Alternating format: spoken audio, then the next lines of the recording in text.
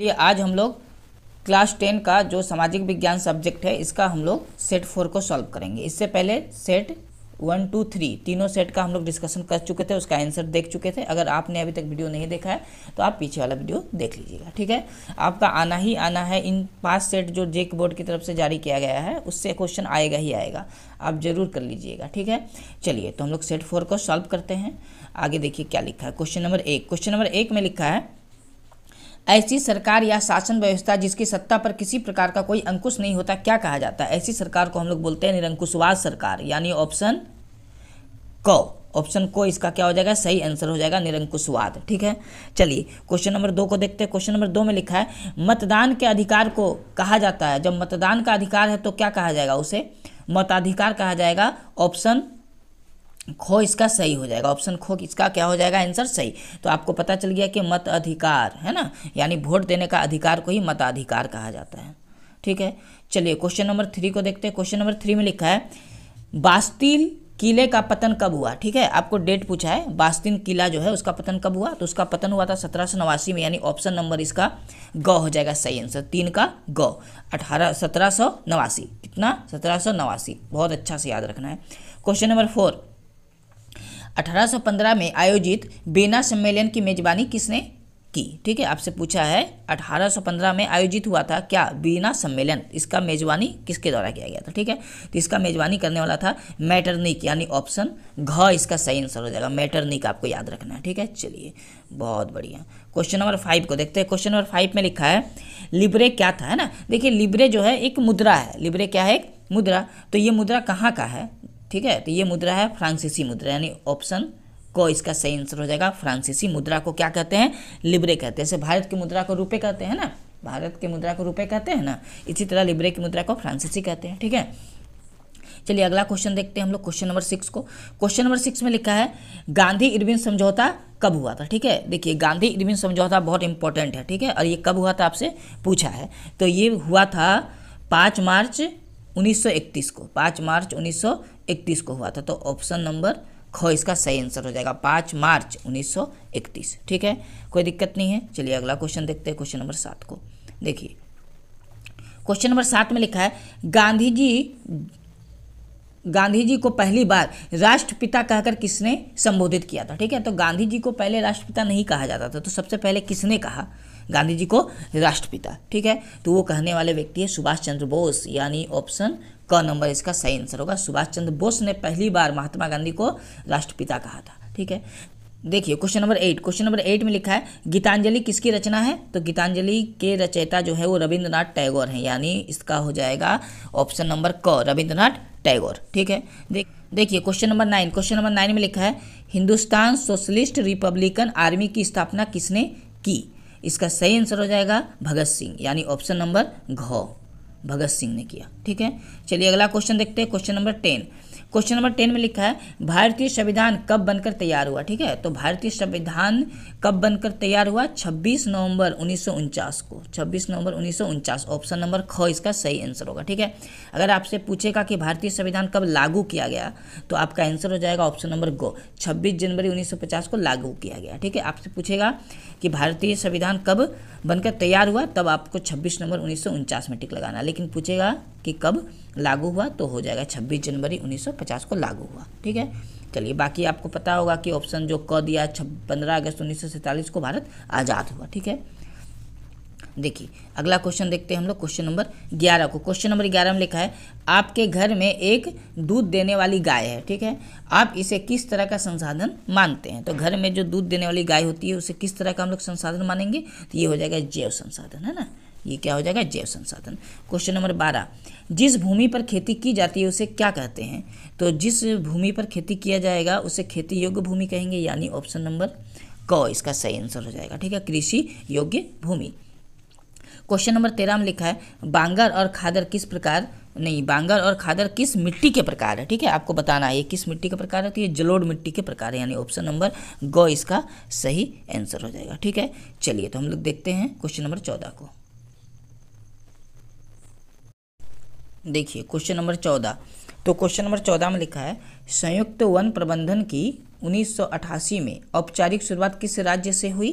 तो इसका सही आंसर हो जाएगा उड़ीसा राज्य, यानी ऑप्शन नंबर ग इसका सही आंसर हो जाएगा, उड़ीसा से हुई। ठीक है, क्वेश्चन नंबर 15 देखिए, 15 नंबर क्वेश्चन में लिखा है वन विभाग के अनुसार कुल वन क्षेत्र का 1/3 हिस्सा किस वन का है? ठीक है, तो इसका सही आंसर हो जाएगा ऑप्शन नंबर ख, रक्षित वन का है। ये ऑप्शन नंबर ख इसका सही आंसर हो जाएगा, रक्षित वन। ठीक है, चलिए अगला क्वेश्चन देखते हैं हम लोग, क्वेश्चन नंबर 16 को।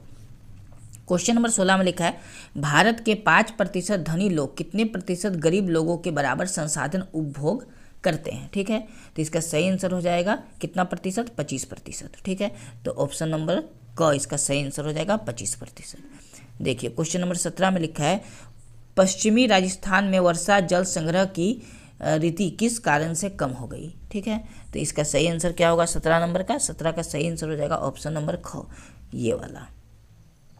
इंदिरा गांधी नहर से 12मासी जल सुविधा है ना, वहाँ इंदिरा गांधी नहर बनाया गया जिससे 12 महीना जल की सुविधा है। ठीक है, क्वेश्चन नंबर 18 में देखिए लिखा हुआ है सिंचाई ने कई क्षेत्रों में निम्नलिखित में किसे परिवर्तित कर दिया? ठीक है, सिंचाई ने कई क्षेत्रों में निम्नलिखित में से किसे परिवर्तित कर दिया? ठीक है, 18 नंबर का सही आंसर क्या होगा? तो इसका हो जाएगा ऑप्शन नंबर क, ये वाला है ना, फसल प्रतिरूप को क्या कर दिया? परिवर्तित कर दिया। चलिए क्वेश्चन नंबर हम लोग अब 19 को देखते हैं।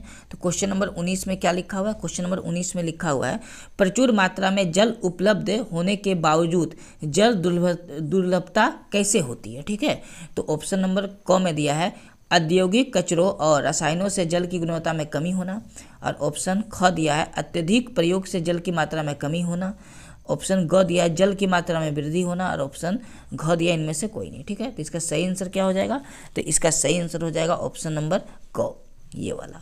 सारा कारण यही है, औद्योगिक कचरों और रसायनों से जल की गुणवत्ता में कमी होना। ठीक है, चलिए क्वेश्चन नंबर हम लोग 20 को देखते हैं। तो क्वेश्चन नंबर 20 में लिखा है नदियों पर बांध बनाने से क्या नहीं होता है ना? तो अगर नदियों पे आप बांध बनाएंगे तो सूर्य ग्रह होगा क्या? सूर्य ग्रह नहीं होगा, है ना। नदियों में बांध बनाने से सूर्य ग्रह किस तरह होगा? तो ऑप्शन घ जो है इसका सही आंसर हो जाएगा। ठीक है, चलिए क्वेश्चन नंबर 21 को देखते हैं।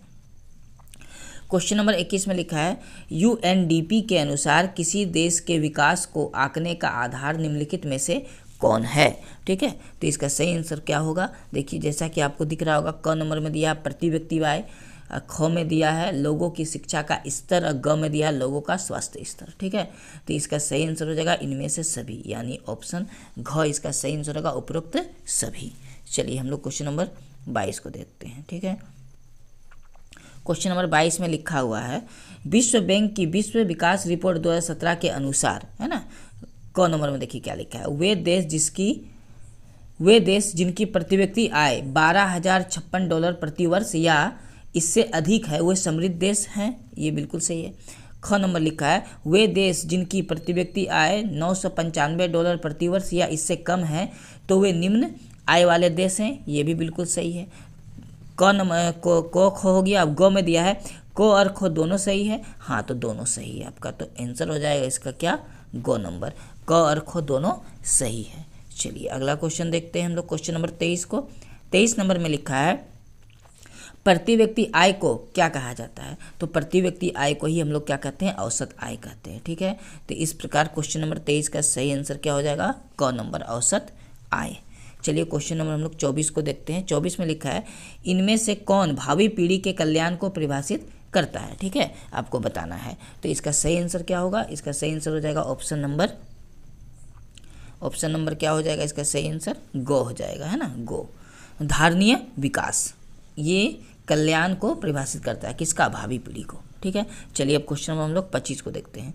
क्वेश्चन नंबर 25 में लिखा हुआ है सेवा क्षेत्र में इनमें से किस तरह की गतिविधियां शामिल है? तो देखिए सेवा क्षेत्र में परिवहन, संचार, बैंकिंग ये सेवा क्षेत्र में आता है, जिसको तृतीय सेक्टर भी कहते हैं, है ना। चलिए क्वेश्चन नंबर हम लोग अब 26 को देखेंगे। क्वेश्चन नंबर 26 में लिखा है जीडीपी का विस्तारित रूप निम्न में से क्या है ना? तो देखिए जीडीपी जो है इसका फुल फॉर्म पूछा था, इसका फुल फॉर्म होता है सकल घरेलू उत्पाद। ठीक है, तो इसका सही आंसर हो गया ऑप्शन नंबर ख, सकल घरेलू उत्पाद।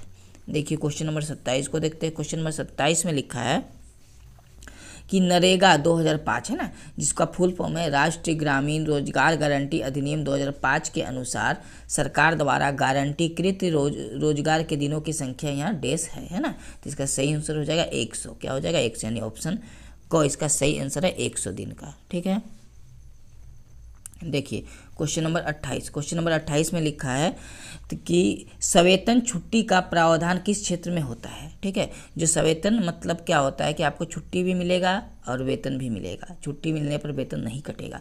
तो ऐसा सुविधा तो सरकारी में ही होता है ना, तो उसको हम लोग क्या बोलते हैं, संगठित क्षेत्र, यानी ऑप्शन खो इसका सही आंसर हो जाएगा। ठीक है, चलिए अब हम लोग का 28 तक हो चुका है। 29 नंबर को देखते हैं। क्वेश्चन नंबर 29 में लिखा हुआ है अल्प बेरोजगारी उस अवस्था में पाई जाती है जब लोग क नंबर सुस्त ढंग से कार्य कर रहे हैं, ख नंबर उनके कार्य के लिए भुगतान नहीं किया जाता, ग नंबर अपनी कार्य क्षमता से कम कार्य कर रहे होते हैं, और घ नंबर कार्य करना नहीं चाहते हैं। ठीक है, तो इसका सही आंसर हो जाएगा ऑप्शन नंबर ग, ये है ना, अपनी कार्य क्षमता से कम कार्य कर रहे होते हैं। ठीक है, चलिए अगला क्वेश्चन 30 नंबर है।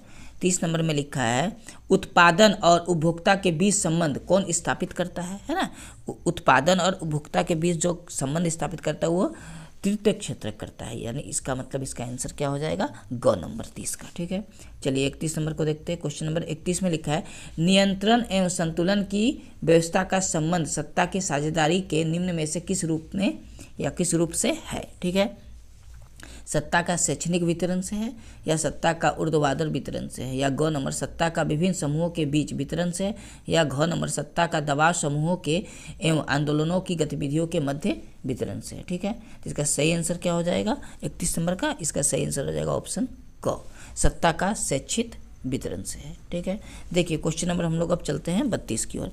तो 32 में लिखा है 7 आकर संघ बनाने का उदाहरण निम्न में से कौन देश है ना, कौन सा देश इसका उदाहरण है। तो इसका हो जाएगा संयुक्त राष्ट्र अमेरिका, यानी ऑप्शन गो सही आंसर हो जाएगा 32 का। ठीक है, चलिए क्वेश्चन नंबर हम लोग 33 को देख लेते हैं।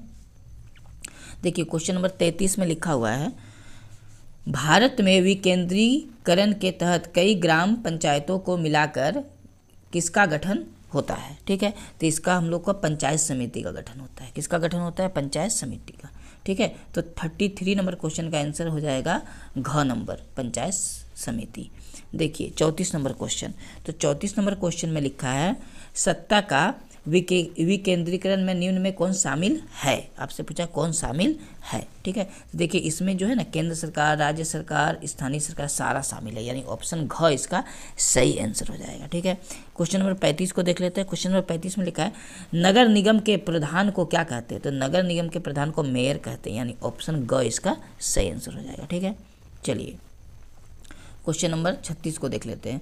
क्वेश्चन नंबर 36 में लिखा हुआ है बोलिविया की सरकार ने कोचबम्बा शहर में जलापूर्ति का अधिकार किसे बेच दिया था। ठीक है, वो तो इसका सही आंसर हो जाएगा बहुराष्ट्रीय कंपनियों को बेच दिया था, यानी ऑप्शन नंबर गो। ठीक है, ये क्या बेच दिया था पता है आपको, जल आपूर्ति का अधिकार भी नहीं था वहाँ के लोगों के पास। ठीक है, वो बहुराष्ट्रीय प्राइवेटेशन हो गया था। ठीक है, आगे देखिए क्वेश्चन नंबर 37 को। क्वेश्चन नंबर 37 में लिखा है निम्न में से कौन सा असत्य है, आपको असत्य खोजना है। ठीक है, तो आप देखिए इसमें से जो ऑप्शन नंबर गो है ना, ये असत्य है, ये बात एकदम गलत है ना, इसीलिए क्वेश्चन नंबर 37 का आंसर हो जाएगा ऑप्शन नंबर गो। व्यवसाय समूह अक्सर पेशेवर लॉबिस्ट नियुक्त करते हैं, ये गलत बात है। ठीक है, चलिए हम लोग क्वेश्चन नंबर 38 को देख लेते हैं। क्वेश्चन नंबर 38 में लिखा हुआ है भारत में केंद्र में गठबंधन सरकार की शुरुआत किस दशक से प्रारंभ हुआ। ठीक है, जो गठबंधन सरकार होता है उसका शुरुआत कब से हुआ, तो उसका शुरुआत हुआ था वही 1990 के दशक में, यानी ऑप्शन नंबर घ इसका सही आंसर हो जाएगा। ठीक है, देखिए क्वेश्चन नंबर 39। क्वेश्चन नंबर 39 में लिखा हुआ है भारत में अपशिष्ट यानी बाकी बचे हुए जो कचरा होता है अपशिष्ट विषय किसके अधिकार क्षेत्र में आते हैं। ठीक है, तो ये जो आते हैं ये केंद्र सरकार के क्षेत्र में आते हैं, यानी क्वेश्चन नंबर 39 का आंसर हो जाएगा ऑप्शन क, केंद्र सरकार। ठीक है, अब हम लोग आखिरी क्वेश्चन देख लेते हैं क्वेश्चन नंबर 40 को।